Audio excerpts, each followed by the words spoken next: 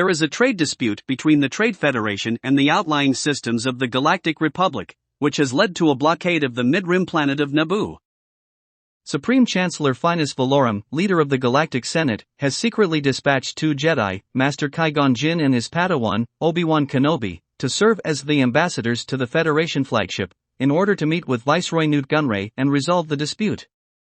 Unknown to them, the Trade Federation is in league with the mysterious Darth Sidious, Dark Lord of the Sith, who secretly orders Gunray to invade Naboo and kill the 2 Jedi upon their arrival. When Gunray asked if that would be legal, Sidious says that he would ensure that it was. The Viceroy locks the Jedi in the meeting room and attempts to kill them with poison gas while having their ship, the Radiant 7, destroyed in the hangar, but they escape. After battling through squads of battle droids, Qui-Gon and Kenobi make their way to the command deck where Gunray is located, shielding himself behind blast doors. The Jedi are forced to flee upon the arrival of 2 destroyer droids and stow away aboard 2 separate Federation landing craft, leaving for the surface of Naboo to begin the invasion. Back in the command deck, Queen Amidala contacts Gunray to express her disapproval of their blockade, with Gunray explaining that they wouldn't have done it without the approval of the Senate. When she asks about the ambassadors sent by the Chancellor, Gunray claims that they have received no such ambassadors, leaving Amidala startled and suspicious. Gunray ends communications with her and informs his aide that they should disable all communications on the planet. Meanwhile, Amidala is conversing with Senator Sheev Palpatine regarding the recent attempted negotiations and how Gunray claimed that they did not receive any ambassadors. Surprised, Palpatine states that he had assurances from the Chancellor that his ambassadors did arrive. However, Palpatine is unable to finish his sentence as his hologram flickers out. Naboo Governor Sio Bibble suspects that the interruption of communications is a sign that an invasion from the Trade Federation is imminent. On the planet's surface, Qui-Gon saves native outcast Jar Jar Binks from being crushed by a Trade Federation MTT. Kenobi appears, pursued by Staps, which are destroyed by Qui-Gon. Jar Jar Binks shows the 2 Jedi the way to an underwater Gungan settlement, Oto Gunga. Trade Federation occupies Theed, the capital city of Naboo, and captures Queen Amidala along with the rest of the government.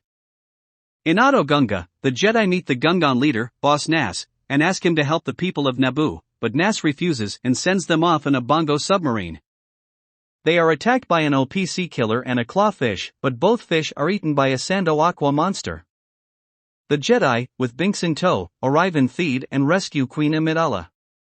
They depart for Coruscant, the Galactic Republic's capital planet, to ask for help from the Senate.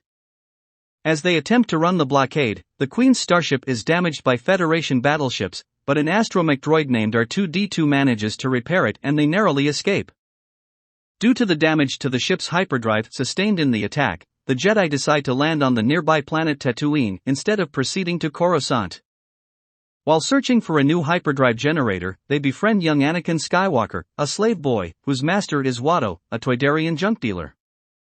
Watto has the required parts in stock, but Qui-Gon is unable to purchase them, as Republic credits are worthless on Tatooine. Anakin is gifted with piloting and mechanical abilities, and has built an almost complete droid named C-3PO.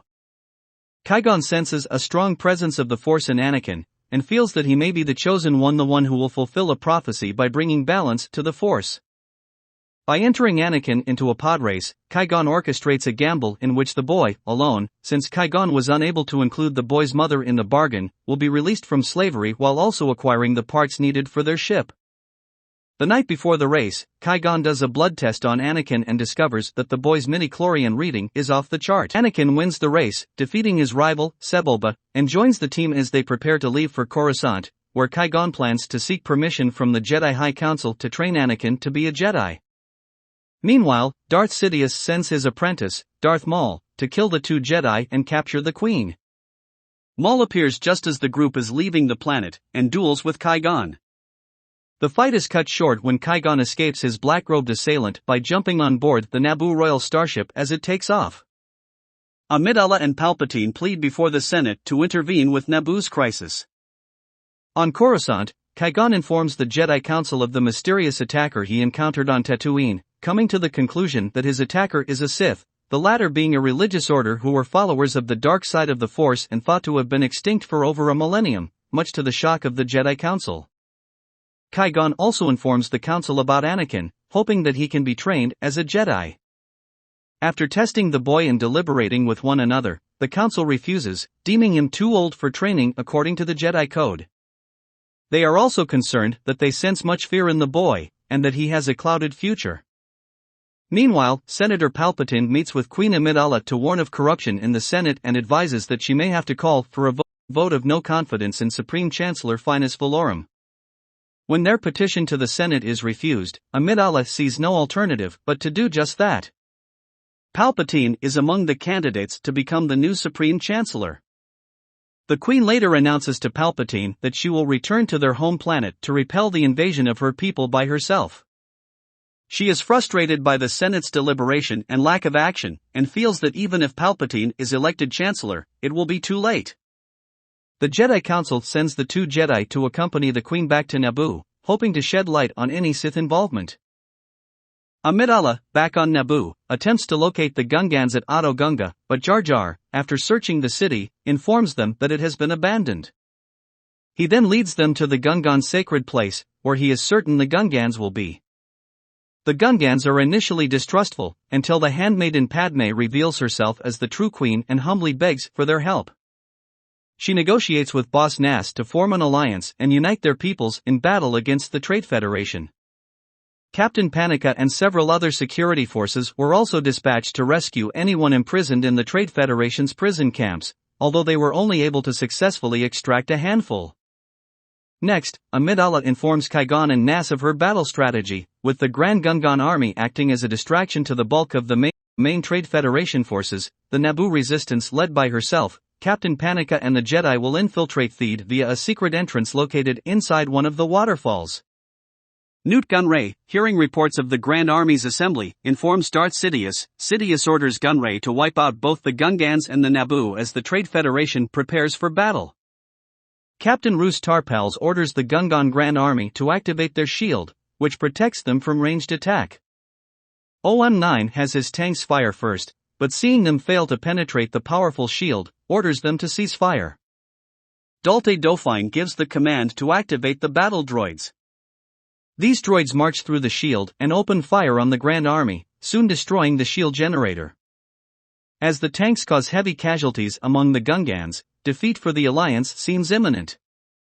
However, victory comes when young Anakin Skywalker accidentally takes control of a starfighter and goes on to destroy the Federation's droid control ship from the inside, killing Dalte Dauphine and rendering the droid army useless. Meanwhile, Amidala and her force fight their way back into the royal palace and capture Nute Gunray. Qui-Gon and Obi-Wan fight Darth Maul during the Battle of Naboo. At the same time, in a Theed hangar bay, Darth Maul engages in combat with the two Jedi, using his double-bladed lightsaber.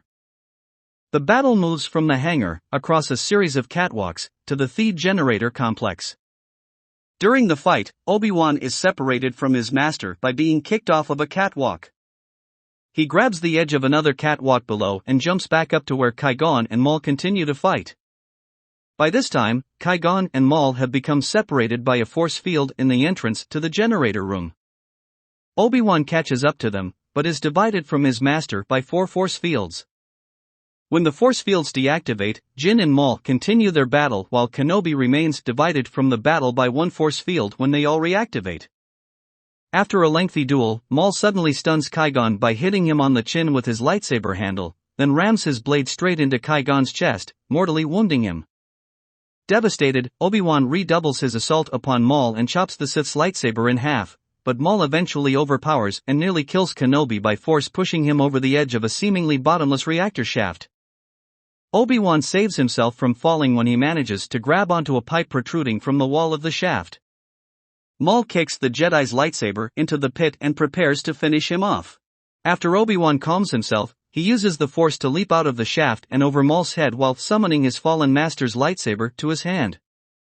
He lands behind the surprised Maul and cuts him in half. Maul's upper and lower body fall into the shaft. Obi-Wan reaches Qui-Gon moments before he dies, as Qui-Gon instructs Obi-Wan to train Anakin to become a Jedi, reiterating that Anakin is the chosen one. Obi-Wan gives his word that he will.